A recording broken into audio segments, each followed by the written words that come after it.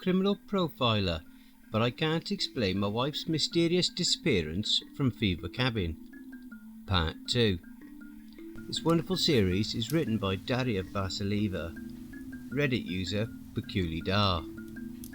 I sprinted up the rickety cabin stairs and barged into the bedroom, frantically searching for my wife. To my deep dismay, she was no longer dozing peacefully in bed. The uniformed man, claiming to be Officer Harry Bullock, stood at the window, peering out into the woods. "Camilla!" I cried out, my voice bouncing off the wooden walls of the otherwise silent cabin. "She's not here," the fake officer said, turning to face me. He had not changed his clothes since the previous evening, and still wore the aviator sunglasses and police cap that obscured so much of his face. "Where is she?" I roared at the man. "She was just here half an hour ago.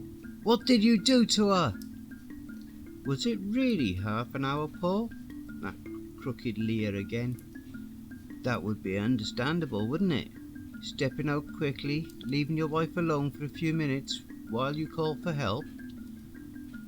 "What the hell are you talking about?" I spat back, clenching my sweaty palms into fists.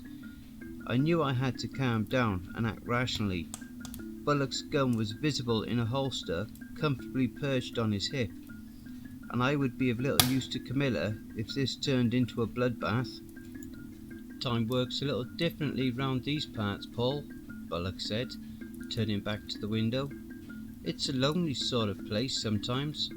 I'm glad to see a familiar face. Your face of all people. Imagine my surprise."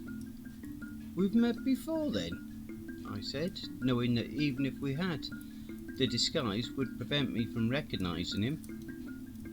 "Only once," the man grimaced. "Not nearly enough time to get to know someone well, is it? What do you want?" "Why, nothing much, Paul. I'd only stopped by to check in on the missus.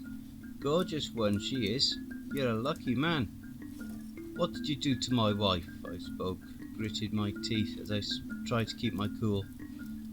"Oh, I was nowhere near quick enough, Paul. We all have scores to settle in this place. She's out dancing with the skeletons in the closet of her own." With that, Bullock walked past me and out to the bedroom door. I followed him downstairs, trying to think of something to say. Without so much as a nod in my direction, the intruding fake cop undid the deadbolt on the front door and walked out to the cabin. I stood at the kitchen window watching him walk up the dirt road and out of sight. I could have followed him, screamed and shot at him, demanded to know where he had taken Camilla. For better or worse, that wasn't how I operated under pressure. I had made a living thinking, processing and systemizing before taking action. The best thing I could do was to stay put for a bit and gather my thoughts to assess the situation. I looked at the refrigerator, remembering the bloody tongue inside, and wondered if this was the cause of my lack of hunger or thirst, or what? Something else? I hadn't eaten since lunch the previous day, and it was now what? Late morning? Noon? I wasn't sure. I sat down at the old kitchen table and stared at my clasped knuckles, trying to tally up the facts. I had no phone, but I still had my handgun and car. My wife was missing, but it was unlikely that she was taken by the stranger who seemed to come and go as he pleased. A gruesome thought crossed my mind, sending waves of panic through my body. What if Camilla was missing, but her body was still somewhere in the cabin? It was an awful thought, but I couldn't push it away. I had to investigate. I went back downstairs, processing my surroundings the way I would a crime scene. I checked behind the old furniture my Uncle Johnny had crafted, dropped to the floor to check under the bed, scrutinised the portable shower and sink for any signs of blood splatter, sniffed the air for bleach. Logically, I knew that I had not been gone long enough for someone to kill my wife, dispose of her body, and cover up the evidence. But logic was no longer the cornerstone of my thought process. Finally, I rummaged through Camilla's things, hoping to find her phone, but it wasn't there. Giving up, I went downstairs to the only other bedroom, my old room. While the rest of Fever Cabin had only been abandoned for a couple of months since Uncle Johnny's death, the thick layer of dust that coated my childhood belongings indicated that no one had used the guest bedroom in years. I stood in the doorway, indulging in the fleeting pang of nostalgia that my old Superman bedspread and paperback detective novels evoked. Even in my current state of anxiety, flashbacks from my childhood summer days filled my mind with happy, tender thoughts. I realised I'd been standing there a while, grinning at my old bed like a fool, when what I really needed was to learn how Camilla had disappeared. Snapping out of it, I repeated the diligent process of searching the room for traces of my wife. Nothing. Anxiety crawled its way back up my spine as I threw one last appraising glance at my old summer dwelling. Alarm bells went off as I finally registered the slight discrepancies I had failed to pick up on while reminiscing. I had loved Superman as a boy, but now distinctly remembered that my uncle had actually bought me Captain America sheets. "Well, these were on sale, Paulie," Uncle Johnny had explained. "It's practically the same thing."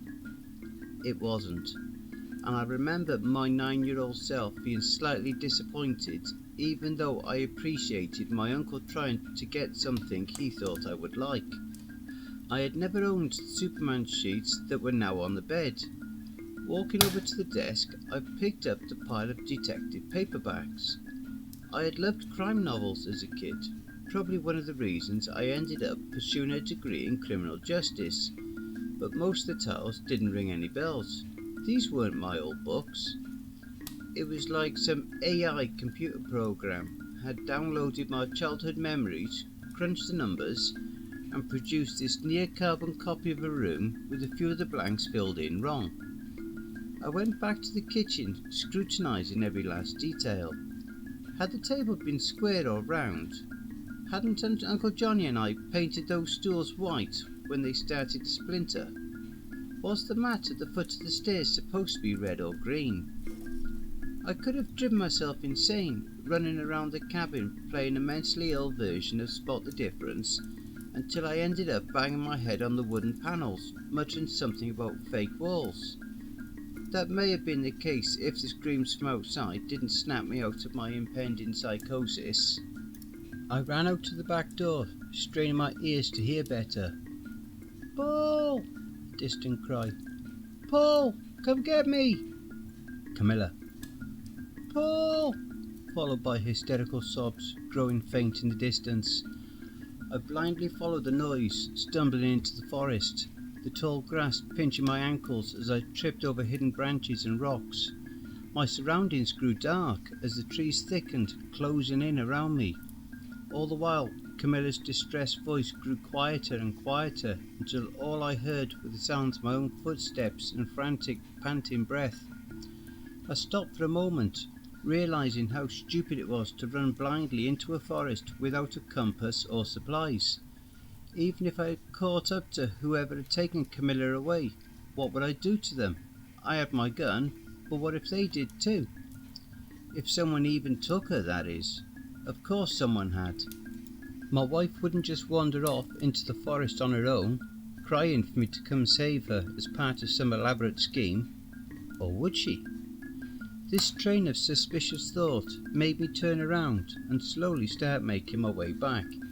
I could no longer hear Camilla's cries, and I was going to get lost if I kept up my foolish journey into the thick of the woods. The tiny patches of sky above me were fading to purple. Could it be night already? No, it must be clouds or something. I hadn't been running for more than 20 minutes. I was sure of it. I found the way out of the woods to be much more challenging than my way in. Though I followed my footprints carefully, there were less and less room to walk between the trees. I was at the point of squeezing through a triangle of birches when my nose nearly brushed a blackleach on the tree bark in front of me. I shuddered, jerking my head back, hitting it on the trunk of the tree directly behind me. I cursed. reached to rub the back of my skull in hopes of soothing the sharp collision pain. To my horror, something that was definitely not my head grazed my fingers. Something cold and slippery, squidgy. A fucking leech. Panicking, I gripped the vile thing with my fingers, desperately trying to claw it off the back of my head, but it wouldn't budge. I hopped around in a manner befitting a tribal dancer, wincing and moaning as hysteria rose in my throat.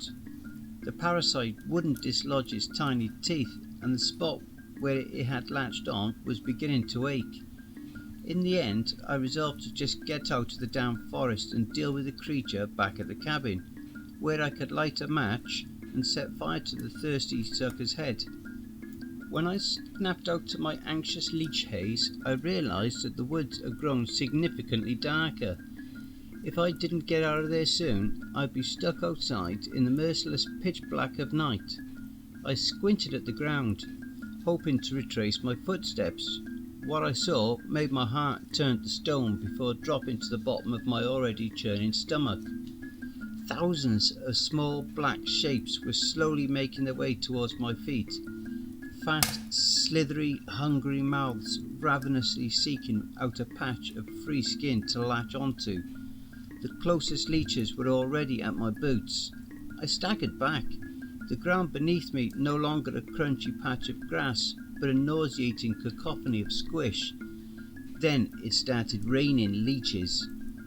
The slimy bodies hailed down on me from the branches above, latching onto my head, face and neck. At the same time, the forest floor swirled in a black as the tiny predators came for my shoes and legs. I reached for my weapon as a last-ditch effort, hoping that the noise of gunfire might scare the army away, but I barely managed to pull back the slider when a particularly thick leech bit down on the skin between my fingers, causing me to drop my semi-automatic. The swarm of leeches had me covered head to toe, and I was entirely powerless to stop them. The ones on my head busied themselves with sucking on my closed eyelids, crawling inside my ears, up my nose, and filling my screaming mouth. I let out muffled cries, flailing around blindly, trying to rid my throat and eyes of their sharp, jelly-like bodies. It was getting harder to breathe. My mind flashed back to all the times I'd sat at my desk, poring over strangulation cases in a calm, orderly fashion. Now that I was one with those victims, I felt the helplessness, all-encompassing pain and pure terror of a human body struggling for air. Just when I thought I was on the brink of losing consciousness, the bloodthirsty bugs began screeching. It was the strangest sound I've ever heard, a choir of tiny vocal cords vibrating in shrill unison. I took another shot at battling away the leeches on my eyes, surprised to find they fell away with ease. I opened my aching, swollen eyes and saw a purple light filling the dark forest around me. The glow grew brighter as the screams of the leeches bombarded my eardrums. My vision cleared enough for me to see that I'd been enveloped in a painless fire that seared the remaining bugs on my body to ashes, silencing them forever. The purple blaze didn't burn me or my clothes. Instead, the longer I stood in the fire, the better I could see, the less pain I could feel. I stretched my bloody arms and torn sleeves out in front of me, watching the wounds on my skin healing beneath the warm, flickering flames. Once the lacerations had scabbed over, the flames dimmed to a soft purple glow that radiated from my skin and illuminated the woods around me. "Polly, what did I tell you about wandering into the woods on your own, boy?"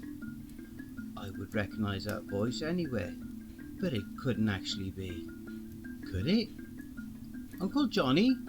I uttered, my voice bewildered, but also hopeful, childlike. There he was, casually leaning against a nearby tree trunk. Johnny Fever, not the iconic TV show DJ, but a definitive fan of his, only younger than I had ever known him to be. This must have been what he had looked like in his 30s, This younger version of the uncle I had known and loved wore a red plaid shirt, a pair of Levi's, and a polished set of brown cowboy boots. He was lean and muscular, with a sharp face, clean shave, and a mischievous glint in his eye. I could finally see the family resemblance my aunts had always fussed over. Uncle Johnny and I looked like we could be brothers. "Paulie, don't expect me to come bailing your behind every time you get into trouble," he chuckled, spitting chewed tobacco on the forest floor. I couldn't believe what I was seeing. "Am I dreaming?" I asked. "I wish you were, Sonny, I wish you were." "What is this place? And you," I hesitated, "you were dead."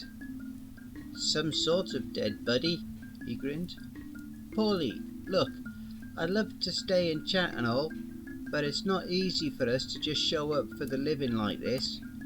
I always had a soft spot for you, kid, so I couldn't let you perish without a chance to fight, you know. But I can't stay much longer." Uncle Johnny stood up straight and turned his back to me. "I'll show you the way out of the woods, but you're on your own after that, champ. Ask me what you need to know while we walk, and I'll do my best to help you understand." "Wait," I exclaimed, searching the tall grass for my issued weapon. "I need to find my gun." "It's not here anymore. Whichever bastard you pissed off made sure of that," my uncle said, already walking away from me. With the purple glow lighting our path, my uncle and I started making our way out of the murderous woods. We walked in silence for a while as I gathered my thoughts into semi-coherent questions. "What is this place?" I finally asked. "Paulie, I can't pretend to know something like that," Uncle Johnny sighed. "But if I had to guess, it's a place where the walls between the worlds of the living and the world of the dead are paper thin." "And the cabin?" I had to know. "It's not really ours, is it?" "Is that what you see?" Uncle Johnny turned to me, smiling ear to ear. "Whenever a mortal stumbles into a place like this, they have some sort of anchor, a safe spot that keeps them rooted to the world of the living. The closer you are to that anchor, Paulie, the less power they have against you." "Who do you mean?" I asked as the trees started to clear and I caught a glimpse of the cabin in the distance. "Spirits, Paulie. Restless, cruel, vile spirits. And you've gathered the whole lot, haven't you? I can't pretend to know everything, but I sense they'll do everything to get you back inside these woods just to tear you limb to limb. They have Camilla." I felt my stomach knot up. "If the cabin is a safe spot, how did they take her from there?" "The cabin is your safe spot, Paulie," Uncle Johnny replied. "She has to find her own anchor to the living world, if she has one. You have to understand something. Everyone experiences this place differently. This isn't the gate to heaven or hell, but it's a path somewhere in between. Mortals are not usually welcome, but sometimes they're not given too much choice." We were out of the woods now. I continued walking, but Uncle Johnny didn't follow. When I turned to ask him if this was as far as he could go, he was already gone. I still had so many questions. I walked back to the cabin, mulling over the events of the day. The fake officer, Camilla's disappearance, the leeches, Uncle Johnny. Oh, and let's not forget the damned tongue in the fridge. If that logic was to help me navigate my way out of this place, it would have to be a different kind, one that accepted the impossible as reality. The first thing I did when I got to the cabin was march upstairs and find my laptop. I was afraid it had stopped working like my phone had, but it seemed to be functional. Perhaps trying to connect to the outside world was what had fried my phone in the morning. So I quickly ejected my 4G modem from the laptop. I might need it more on. I brought up web files and loaded a folder for the machete killer I had profiled when working with Chief Earl Crawford's local police department. How could I not have pieced it together sooner? Women had started disappearing from their tents at campsites not far from these very woods. The victims all fit a certain type: petite, light-haired women with blue eyes. just like Camilla, I thought, feeling my insides churn. Their bodies would show up weeks after the disappearances. The killers would stage the bodies near campsites, using handcuffs to hang the victims from trees. The corpses were always found to be long dead and heavily mutilated. My team had come up with a profile that helped law enforcement bring 3 men in for questioning. Chief Crawford had called in a personal favour, asking me to interview all 3 men to see who best fit the profile. It had taken me approximately half an hour to say with almost complete certainty that Henry Briarwood fit the profile to a T. A 47-year-old delivery man who had lived with an overbearing mother, who had 2 prior charges for impersonating a police officer and attempted rape. Henry Briarwood, who had been seen lurking around the crime scene campsites. Henry Briarwood, who had hung himself in prison the day after the jury ruled him guilty on 5 counts of murder and sentenced him to life in prison. I now knew without a shadow of a doubt the true identity of the mysterious officer, Harry Bullock. Wow, that was an awesome episode. If you enjoyed listening to the instalment, be sure to pop over to the author's Reddit profile. That's Peculiar, Daria Vasileva, and drop them a line. Tell them what you think of their story. The link to their Reddit profile will be below in the description. Thanks for listening, and if you enjoyed my narration, then please feel free to share the video, leave a comment, like the video, and don't forget to hit the subscribe button and tap that notification bell and then select all. That way you will receive all notifications each time I upload a new video. Have you had any cryptic sightings, paranormal or supernatural encounters, or even had a creepy or terrifying situation that you would like to share? You can submit your story to cryptidsroost@gmail.com, and if you wish to remain anonymous, that's also not a problem. I will honour your wishes and keep your identity secret. I also have a new Facebook group, Twitter, Reddit and Discord. Again, all the relevant links are below. If you would like to support this channel and help make it grow, my PayPal is cryptidsroost@gmail.com. Again, that will also be below. And don't forget, where fear is, happiness is not.